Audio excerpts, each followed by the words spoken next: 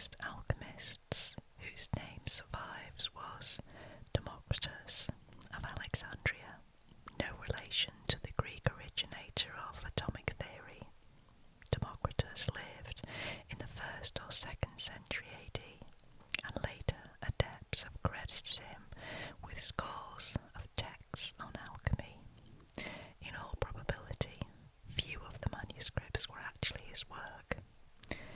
One of the texts that is thought to be authentic resembles the Leiden papyrus in that it consists mainly of recipes. In one of the few narrative passages, Democritus describes an incident of divine revelation in which he acquired his alchemical skills.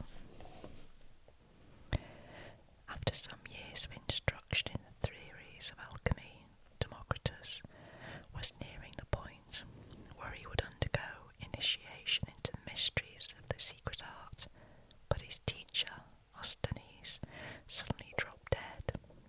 The only way to obtain the further guidance he required was to summon Ostanes back from Hades.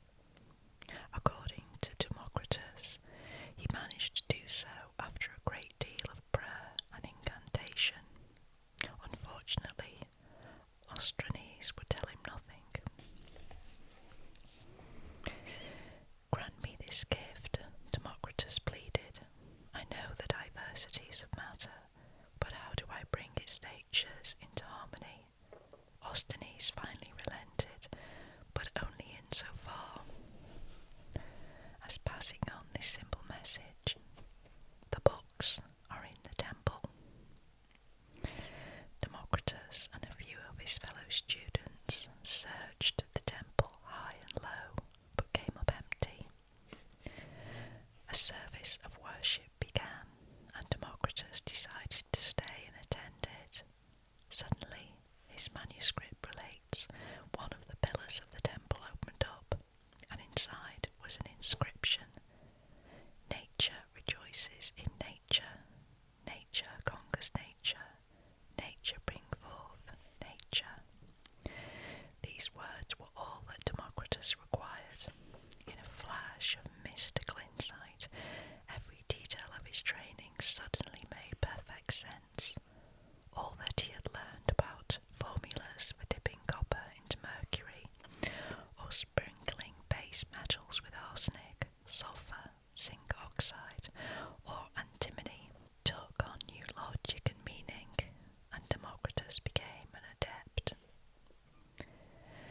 The belief that occult knowledge of this sort leads the mind to perfection was not new with alchemy. It had been developing in Alexandria for several centuries. Certain Jewish sages saw wisdom as a medium for bringing souls to God, and the idea was incorporated into a philosophy of magic known as the Kabbalah. Various Christian sects espoused similar notions, which turned up in the arcane manuscripts called the Gnostic Gospels. Gnosticism, from gnosis, the Greek word for knowledge, pondered such matters as the nature of reality, the quest for the eternal, and the perpetual battle between good and evil. Its aim, like that of most mystical religions, was to free the soul from the evil confines of the material world and return it to God. For the alchemists, this train of thought had practical significance.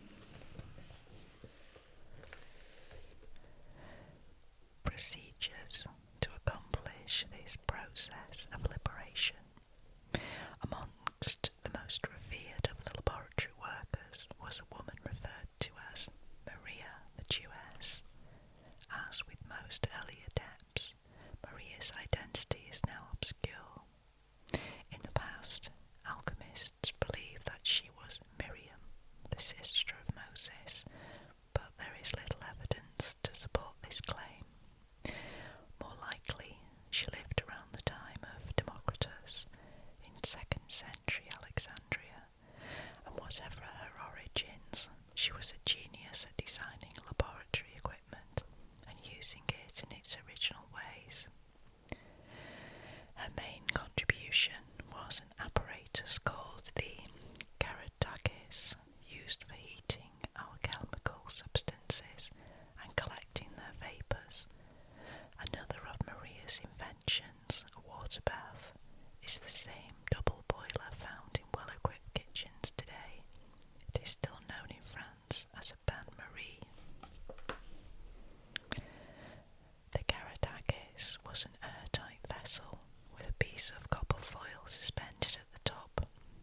When the alchemists heated their various compounds of sulphur, arsenic and mercury, the fumes would condense on the foil and the copper tended to change colours, giving the impression that it was taking on the spirit of gold. For the apparatus to function properly, all of its connections had to be vacuum tight. The use of such containers in the hermetic arts gave rise to the expression hermetically sealed. Maria and her colleagues thought of the reaction that took place in the Karatakis as a mystical reenactment of the process in which gold was formed within the bowels of the earth.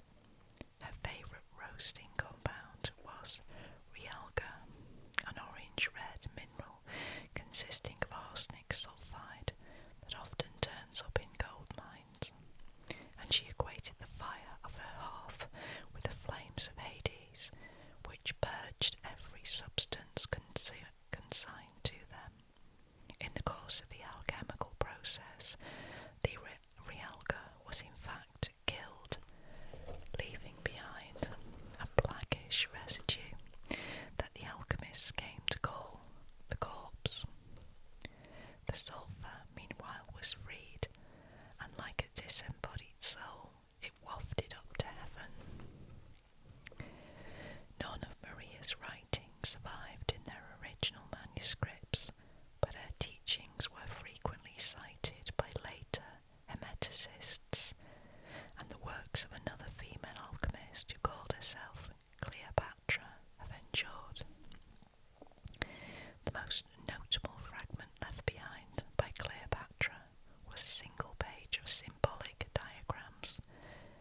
One of its images showed a serpent swallowing its tail to form a ring. The phrase, "the one is the all," was inscribed within the circle. For centuries to come, alchemists would find no more succinct statement and symbols for their belief. The encompassing serpent reinforced the idea of cosmic unity, in which the world above suffused the world below, and all matter was interchangeable. According to some traditions, the serpent represented a sexual union between humankind and God, or at least an ecstatic penetration by the divine spirit. Because snakes shed their skin, they were thought to be long-lived, perpetually renewing themselves through endless cycles of rebirth. The cycle of death and rebirth had long been a fundamental theme of mystical religions, and it would become a recurring motif in hundreds of alchemical texts. Perhaps the greatest of the Alexandrian scholars who made reference to this cycle was Zosimus of Panopolis, a town in Upper Egypt. In about AD 300, Zosimus compiled the teachings of many earlier adepts to form what amounted to an encyclopedia of the hermetic art. Zosimus described a number of laboratory utensils, including the Karatakis, and he repeated the usual recipes for turning base metals into gold.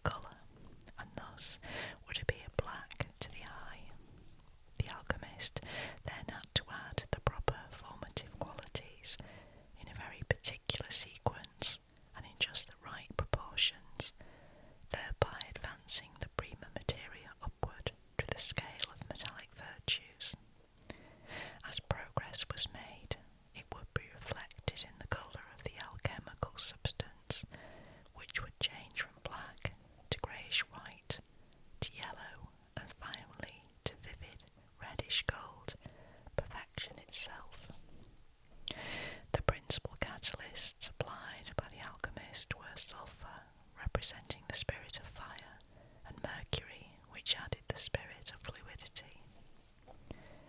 If the final result did not always meet the standard tests for gold, Zosimus noted, the alchemist should not necessarily be discouraged. It could be that the process would have yielded something even more precious, a coral of gold, so suffused with golden essence that it held the power to transform any other substance into the glittering metal. In a fragment of writing later attributed to him, Zosimus described a stone which is not a stone, a precious thing which has no value, a thing of many shapes which has no shape, this unknown thing which is known of all. This may be the oldest surviving reference to what would come to be known as the Philosopher's Stone, a substance that alchemists of ensuing centuries would seek more avidly than gold itself. Over time, the writings of the Alexandrian sages became ever more theoretical and vaporous until only a true adept could even hope to penetrate their meaning.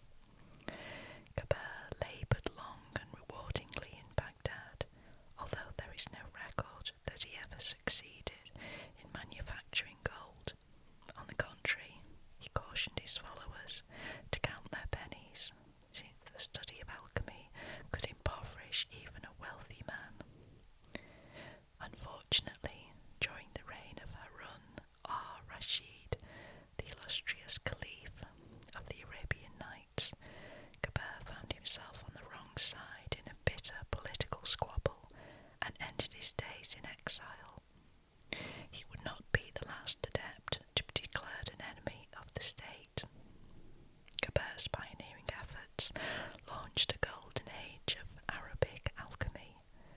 The discoveries of the Islamic adepts gave the world new words such as alcohol, alkali, and alembic, the last being an apparatus used in distillation.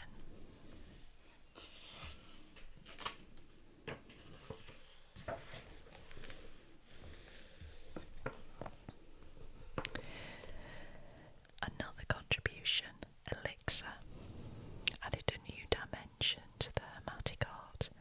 An elixir, like the philosopher's stone, would transmute base matter into gold and do more besides. The concept was itself a borrowing from other ancient cultures. The Islamic Empire, spreading east, soon stretched to the borderlands of India and China, where various occult beliefs of the Orient began to find their way into Western alchemy.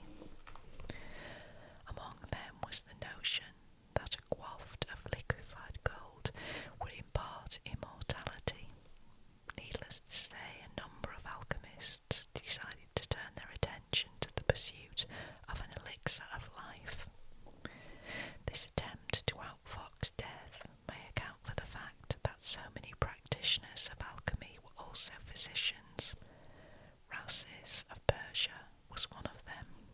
Born around 825 in the desert town of Ray, Abu Bakr Muhammad Ibn Zakaria al-Razi was in his youth a free-thinking spirit devoted to music, poetry, and metaphysical philosophy.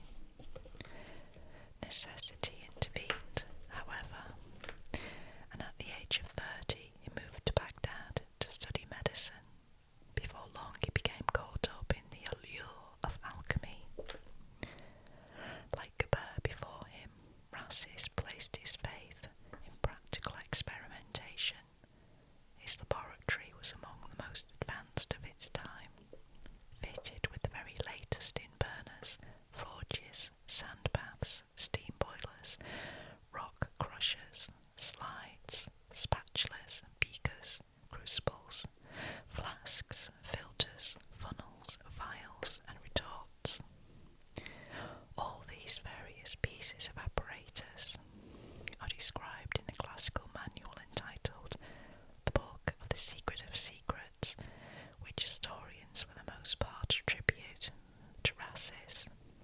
In addition to glorifying in the details of the laboratory, the work explains many of the basic techniques of alchemy, among them calcination, sublimation, distillation, and coagulation. On the theoretical front, Rasis's principal contribution was the original proposition that in addition to the sulphur and mercury cited by Geber, all metals required some component of salt.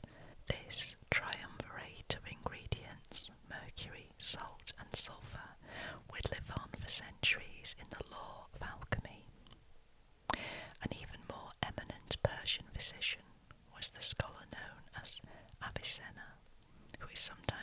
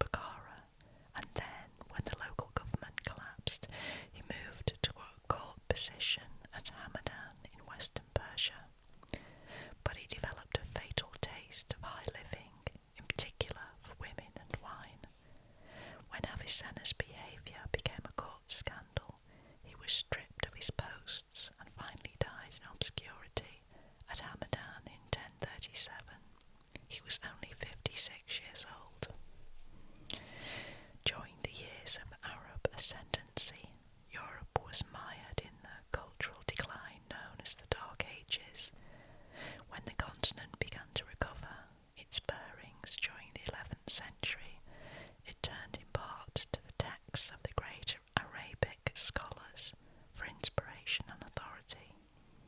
This led to the rediscovery of the ancient Greek philosophers and scientists, and soon monks and friars were scribbling away, transcribing into Latin the thoughts of Plato and Aristotle, Pythagoras and Democritus, along with the manuscripts of Geber, Rasis and Avicenna. The flow of ideas from the Middle East to Europe was somewhat surprising, since generations of bloodshed had divided Islam from Christendom, and the conflict was still raging. Between wars, however, scholars from the opposing camps would meet and converse, particularly in the border regions of southern France and Moorish Spain, and almost inevitably the topics included alchemy. Among the leading centres of cultural exchange was the University of Montpellier, near the foothills of the French Pyrenees. Along with a handful of lawyers and physicians, the majority of the students at this institution were men of the Church. The curriculum revolved around medicine, Latin, Greek and Arabic, but Montpellier was also the crucible of European alchemy, and a great many of the early medieval adepts seem to have studied there. Two of the more influential members of the Montpellier community were Albertus Magnus, the most brilliant scholar of his generation, and Thomas Aquinas, his star pupil. Both men were Dominican monks and deeply religious, but the two were also eager devotees of the teaching of Aristotle. The clear, cool analysis of the Greek philosopher did not blend easily with the demands of Christian faith, so both erudite clerics took it upon themselves to reconcile the contradictions between the two views. As a youth in the early years of the 13th century,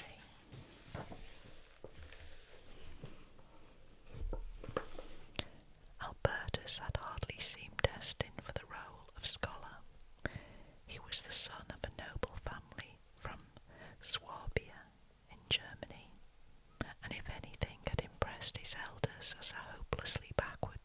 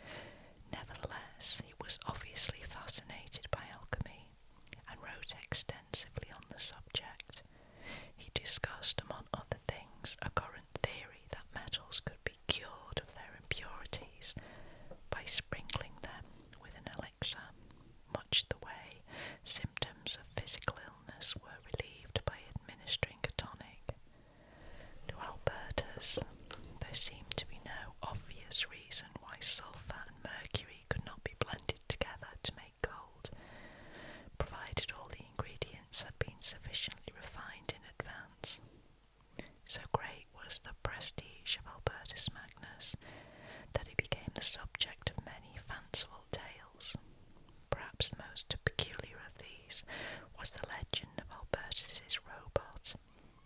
In his study, or at least so the story goes, he kept a bronze statue that had been cast by his pupil, Thomas Aquinas. One day Albertus anointed the figure with an elixir, causing it to spring to life. For a time the statue proved extremely useful, for it willingly ran errands, swept the floor, and performed various other domestic chores. The robot had a major drawback, however. It had a tendency to chatter incessantly. The noise eventually proved so disruptive that Aquinas took a hammer and pounded the robot to scrap.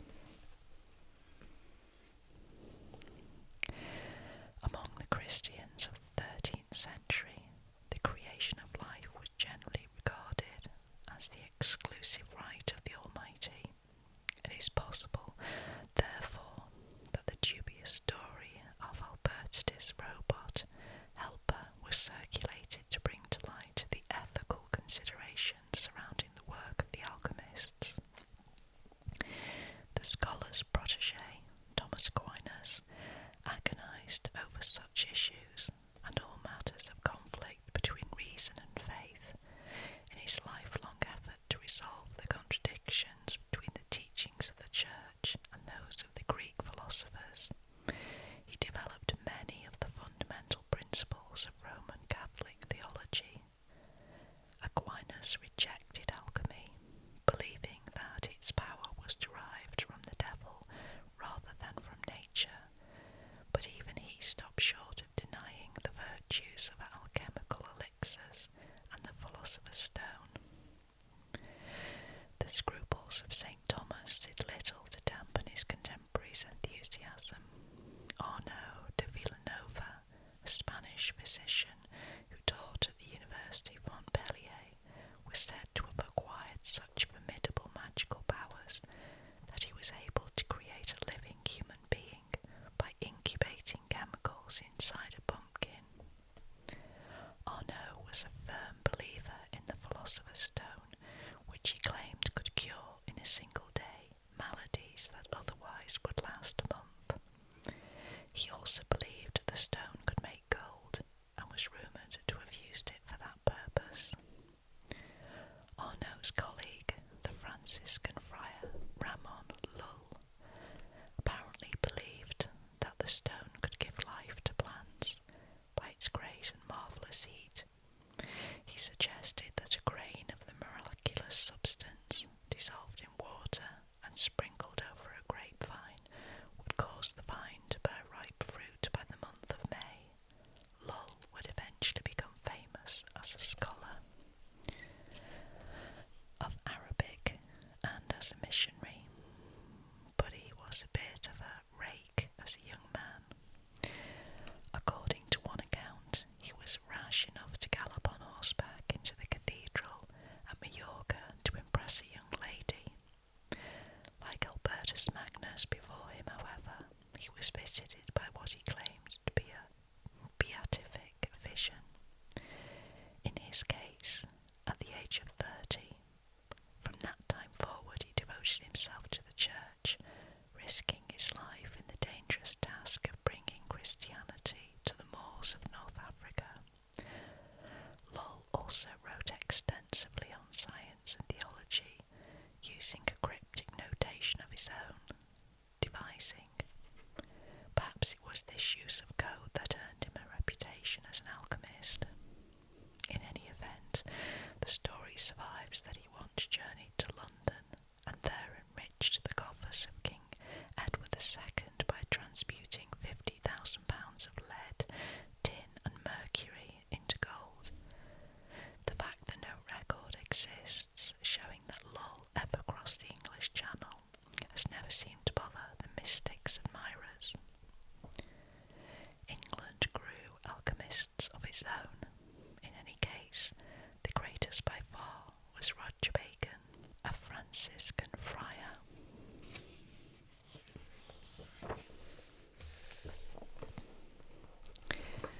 An Oxford don of extraordinary learning and achievement,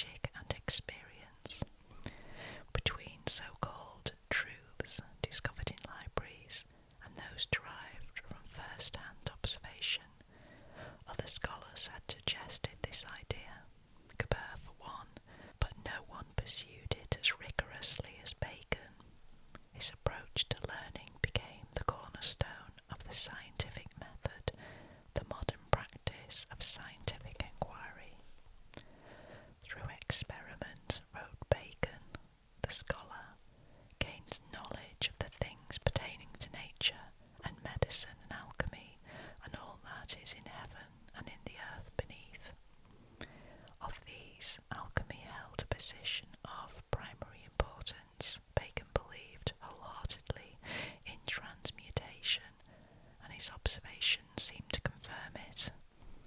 An iron pot placed in copper sulphate did indeed appear to change to copper. The purest water, left to evaporate in a glass container, deposited a distinct residue, apparently having transformed itself into earth. The creation of gold proved more elusive. Bacon accepted the mercury sulphur theory, but he never managed to make the process work.